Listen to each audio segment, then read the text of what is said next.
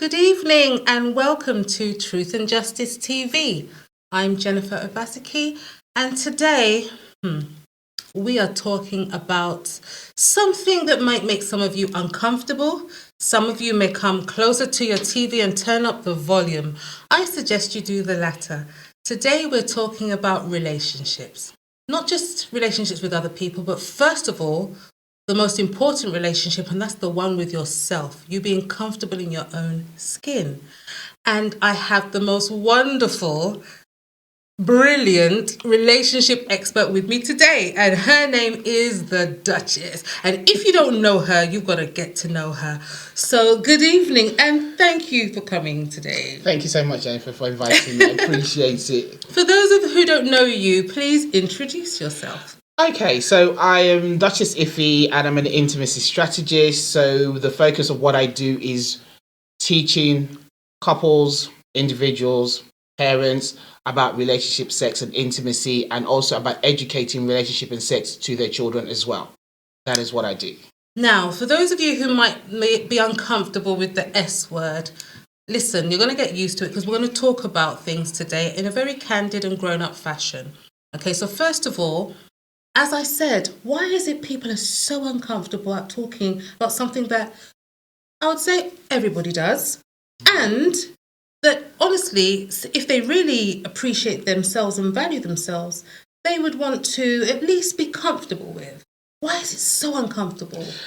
I think what it is that is the notion of that it is bad and it's only done by good people. And I would say that stems from a cultural and religious background. So it's about the whole conditioning, because we used to, if you think about it, when we were younger, we were told to keep ourselves pure, which is not a bad thing. Mm-hmm. But the problem is that by telling us to keep ourselves pure, we didn't have a conversation about it. It was hidden. So, yes, we don't talk about it. So it happens, yes, a child comes around, but it's like, let's not talk about the process of now this child is here. Mm-hmm. And because of that, what is then continues that even as we grow up as adults, we feel uncomfortable to discuss it, even when we are in a relationship, in a loving relationship, or in a marriage. And it's time that we need to start to get comfortable with being uncomfortable about the S word. So, as I said, we're talking about the S word, sex. So, when it comes down to one's individual choices around sex, again, that's a topic that I would say a lot of parents that are my age, and I know that some of you think I'm 18, but I'm not. But so those people, so those people who are in their late 40s and upwards, and let's even talk about our parents' generation. Some of our parents were liberal and were very open about, find someone who you love. You must enjoy intimacy with your husband. But many parents don't discuss that. So for those people out there, are there some key things, first of all, about them being comfortable with their own sexual preferences and choices you might want to just maybe give them advice on? Okay, so what I would say is that when it comes to your own self, you have to acknowledge the fact that you are a sensual sexual being. You are more than just an employee, an employer, a business person, a student, whatever the case may be. You are more than that. You are more than a parent. You're more than the person that operates in the other room. Exactly. Yes, you are. So you need to remember that you are sexual and sensual. And when you understand that, you begin to take time to discover what actually pleases you. And I know this sounds very uncomfortable, but let's be honest, no one's a mind reader. You need to know what you like so that you can articulate it to the other person. No one's got, you could try a bit of games to guess, it's doable, but the reality is that you really need to understand what you like. And you can discover that in the way that makes you feel comfortable. But you have to understand, most importantly, that there is nothing wrong with sex. You do have your values and your beliefs, I understand that, but that does not mean you can't have a discussion with yourself about what are your thresholds, what are you comfortable with, what are you not comfortable with, what are you wanting to discover about yourself that you need assistance to help you discover that. Who can you talk to? What books can you read? You have to educate yourself and start to break down those limiting beliefs about what you can and cannot do sexually. or what you can and cannot do as a man or as a woman. Okay, so for those of you who may be of the highly religious persuasion that says, oh, what are those women doing, talking about? We are talking about people becoming comfortable with their sexual choices and sexual preferences. As I said, I'm comfortable using the S word, so I'm going to use it. But it's important for you to know that many women and men out there in their relationships are not comfortable with using the S word, and therefore are actually not happy in their relationships, or some of them living a life that's quite solitary in that they are too scared to engage in relationships due to their religious beliefs, not understanding what boundaries they can set for themselves, wondering whether to go online dating after a long-term breakup, how to do it safely. What would you say about that? What I found is that people don't realize that I think it's almost 15 out of every 20 people you're going to meet, you might first of all meet them online. And the same happens with relationships. Yeah. For some people of the older persuasion, once again, they're not used to online dating. No, so do you have any tips for men and women who might have come out of a relationship breakdown or a long-term relationship and thinking, going back out there, the dating game has changed. How do you do it safely as a Christian woman, Muslim woman, even just as a woman that wants to, or man who wants to protect themselves? So what I would suggest is that most people truly believe that, oh, I can't date anyone unless someone introduces me to them. The reality is that everyone is so busy now and technology is paramount. I mean, think about it. With what the pandemic that's happened, we were all locked indoors. That doesn't mean that people weren't dating. People were having virtual dates.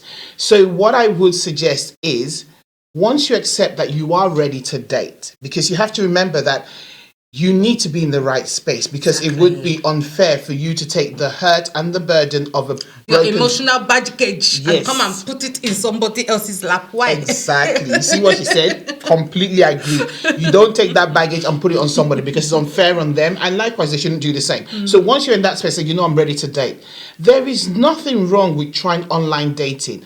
Worst case scenario, and let me go Nigerian like my sister, last you have a nice date, you make a new friend, but it's about the opportunity to meet more people, to even expand your knowledge of what you want and don't want in a relationship. Because let's be honest, dating in your 20s is not the same as dating in your 40s or 50s after children, if you have children. So it's a case of, if you are a Christian, there are Christian websites. I'm not going to say that they are Perfect. Exactly, or that they're the best. I don't know, but they are there for you if you do want to go down that route. But I think that you should open yourself up to meeting different types of people. You will not meet new people in your kitchen. Thank you. So we're going to take a very short break. And then when we come back from that short break, we're going to talk couples, and we're also going to talk singles. And we are going to conclude by talking about children. So see you in a few moments.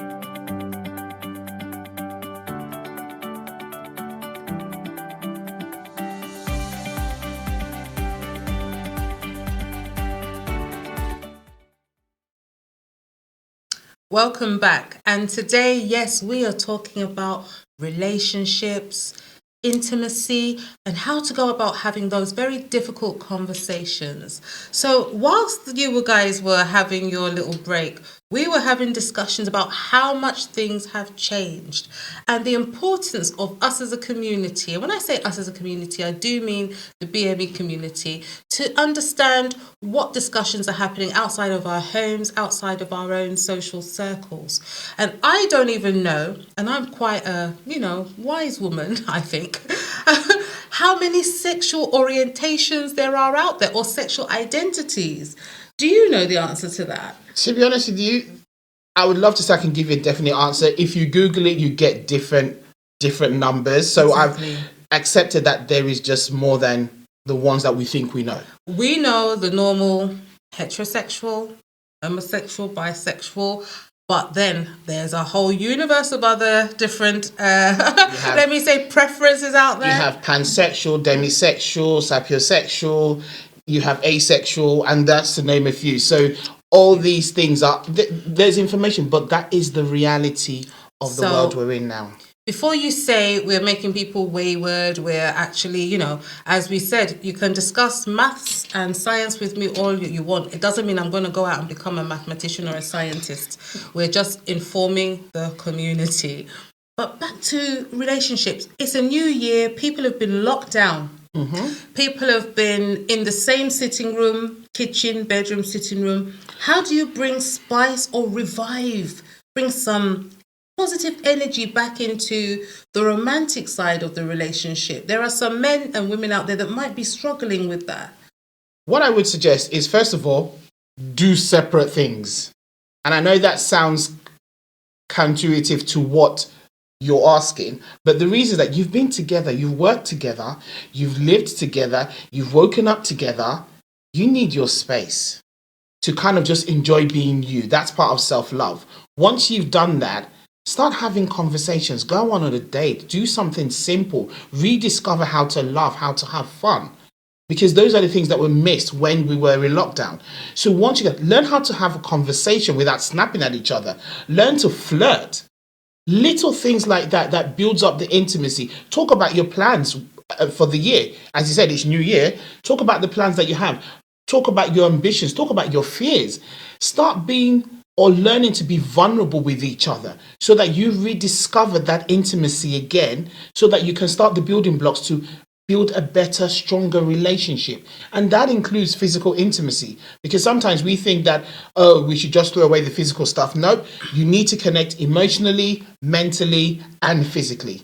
And emotionally, mentally, spiritually, and physically, if you can. I know couples that are not even the same religion, but yet their intimate bond is solid. Mm-hmm. So you want to think about the fact that a couple that prays together stays together, yep. That a couple that invests together stays together most times. Couples that have kids stay together, but sometimes it doesn't work out. But the way you keep things fresh and new is to actually appreciate one's own individual space and then make that time to make the plans and do things together, carve out time for the relationship and add some spice. Yes, spice is always good. Spice, as you've heard, you've also got to bring a lot of concentration and effort into the physical, because if there's no effort into it, it'll become mundane and boring, and it's the same old thing. You can't eat rice every day. It's Trust not good. me, you need a different sauce on it. You need at least a different stew. You have to bring something new to it and discover these things together. Yes. As we said at the beginning, it's okay to have a purpose of self-awareness with your own sexuality. And it's important for you to understand that you can equally express what that is to your partner. And again, if women are in relationships or in marriages for such a long time and still can't have those discussions, do you have any tips on icebreakers for them? And gentlemen? So what I say, if you've been in a long-term relationship and you're not comfortable talking about sex, watch a film together. And I'm not talking about that type of film. I'm just talking about a normal kind of film where you can discuss how they're dating each other. What do you think that he's doing right or she's doing right? Because the thing about, sometimes we underestimate the knowledge of each other deeply. And what I mean by that is that we just assume that we are alike. And the truth is, we're not. Unless we have a discussion, you're not going to know what I like and what I don't like. So take time to use everyday things, to have a discussion, find out opinions. Because trust me, your opinion in your 20s, not your opinions in your 40s, because experience has come in. You've learned new things, you've spoken to different people. So these are the ways that you learn that that thing I didn't like in my 20s. You know what? I'm open to it now. Or you know what? I'm truly not open. Start having open and honest conversations. It's never too late. Just because you've been married for 20 years, 30 years, 15 years, we are always changing. Change is constant. Don't take it for granted, because it does happen. Human beings are, you change, you grow old, your goals, your desires actually can change with age. And one of the things I would suggest is people, if you're finding it hard to express yourself verbally, write things down. You could write down a series of 10 questions that you've wanted to ask each other, hold them up, mix them up, put them in a bowl, sit down in the evening, or put them on a table and take one after the other and read them out to each other, and sit down, have that sort of breaking of the ice, and in a fun way get to know each other that little bit better. So we're going to have our final break, and when we come back, we're going to be talking about safety and how to have these sensitive discussions with children. See you in a few moments.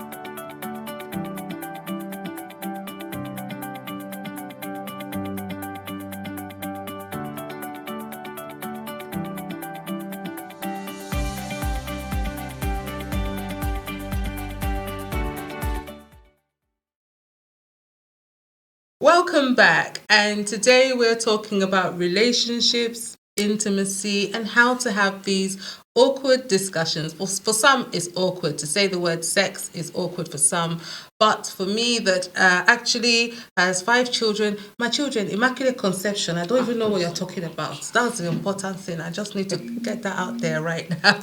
But generally, and on a serious note, we're talking about how to feel comfortable with yourself and how to have these wonderful discussions that will bring you and your partner closer together. But now we move on to children. Now, on a very serious note, it's very difficult for us to be around our kids all the time, and they have so much access to so much out there on the internet. How do we keep them safe? How do we keep them safe and have those discussions that let them always know that they can come to us as parents and talk about this sensitive topic about sex? I want to be the one to advise my children about sexual encounters, what to do, how they should wait when they're right, and how they should feel comfortable in themselves. You don't want them going to Auntie Google or Uncle Outlook or to go to one of those sites to go and, all their friends in the schools, etc. Or you don't want the wrong person out there to start telling your child. What safety caps can we put in place? So, first thing I would say is the best way to have sex education with your child is to actually speak to them. Don't pretend it's not going to happen, because trust me, they are having that conversation now. It doesn't matter if you say, oh, my child is too young. They're never too young. I would even suggest that you start having that conversation from the age of 5. And there are varying degrees of how you have that conversation. Exactly. Because if you think about it, your 5-year-old is most likely going to ask you, where do babies come from? That is sex education. It doesn't have to be the nitty-gritty of the process. It's literally us answering those questions. The other thing that you want to do as well is to ensure that it's not you talking at them all the time. It's a dialogue.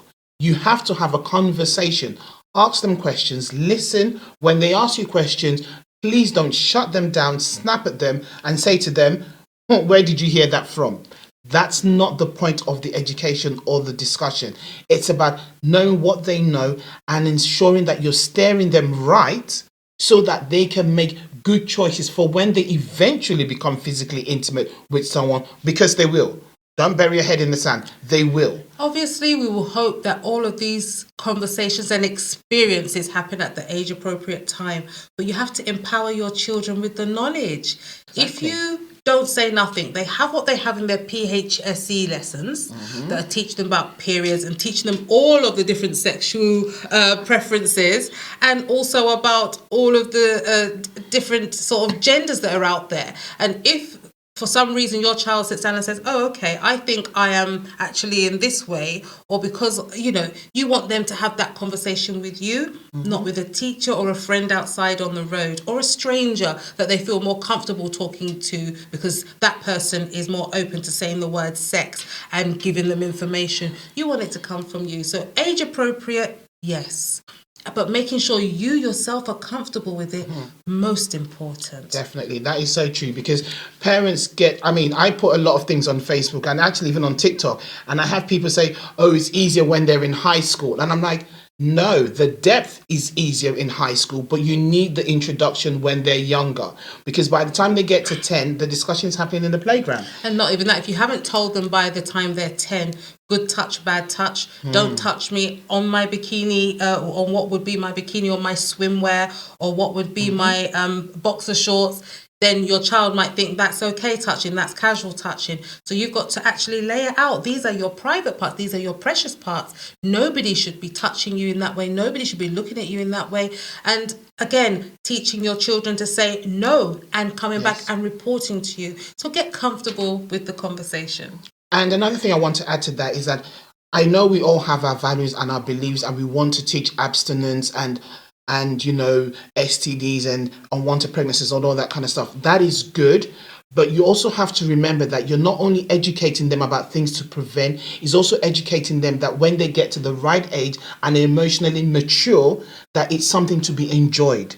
So don't always go with the negative, also go with the positive, but reinforcing that it's at the right time. Because when you do that, you're providing a wholesome education. Because think about it, no one knows your child more than you. No one loves your child more than you do. The teachers can only do what they can do, but the reality is that you are the one that wants your child to grow up in a very holistic manner. And I know some people don't like that word, but that's the truth. So as you're teaching them wealth education, teach them sex, relationship and sex education, especially the relationship side, and also privacy and consent. Very important. So consent, the big C word. Yes. Some women, some men don't realize that no can be no in marriage. And whether you are the victim of abuse or whether you are in a situation where actually right now emotionally I'm not there and I don't want to have that intimacy with you, it's not declining somebody up there, right? It's actually a personal restriction. It's up to a woman when she wants to procreate, and it's up to a woman when she wants to actually get intimate. It can be a touchy subject, but consent is a very important word that all of us actually own. It's owned by you, owned by me, owned by our children. So we have to teach them the exact true meaning of it. It's been an amazing discussion, but how do people out there get hold of you? Okay, so for anyone who wants to reach me, you can find me on Instagram or find me on Facebook as Duchess Iffy. Iffy is I-P-H-I-E, not I-F-Y, because that's how it should be spelled, but I spell it I-P-H-I-E. My website Duchess Iffy, is being built at the moment, and you can also send me an email at info@duchesssecrets.com. So I'm receptive to any of them as well. And please, I must say, you're doing a course, and can people register for that? It's for parents, yes? Yes, it is. So what it is that as we were having a discussion, my child was asking me questions about sex, and I realized that I paused, even though with the expertise that I do, I pause in responding. And I was like, if I'm pausing, then that means that there are other parents who are not comfortable about having that conversation. So I am doing a 6-week group coaching course about Parents Don't Be Shy. That's what it's called. Parents Don't Be Shy. It's about teaching parents and giving them the confidence to be able to have their conversation with their children regarding relationship, sex, and health education. So it corresponds with what's happening in school. Fantastic. So thank you once again. Thank you. And thank you for making my wonderful evening even more interesting. And I hope that's helped. Stay blessed. Goodbye.